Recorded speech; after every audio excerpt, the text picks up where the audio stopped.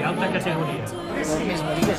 Bon dia, esmorzadors, avui han vingut. Avui han vingut a esmorzar a Benifairó de la Valldigna. Al temple dels cremaers creatius. Anem anant, que Raül està esperant-nos. Per a picar trauen una bona ensalada típica de la Safor i cacaus del Collaret. I en seguida Raül ens trau els seus entrepans més típics. Bocadillos de filatets amb formatge i ceba. De la casa, que és llomello, bacon, ceba, formatge i ou. Això no es pot tancar. El rebosset, que és llomello rebossat, amb pernil, ceba i formatge. La veritat que és una molt bona combinació, De calamar rebossets que és la nova incorporació que han fet a la carta. i de carn de cavall amb formatge, creïlles, bacon i ceba.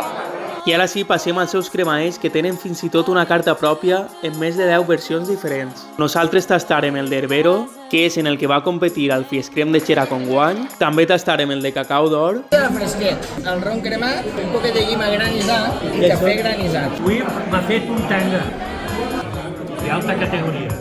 També es va animar a fer el cremaet en el nou licor de truc i un poquet de nata per damunt.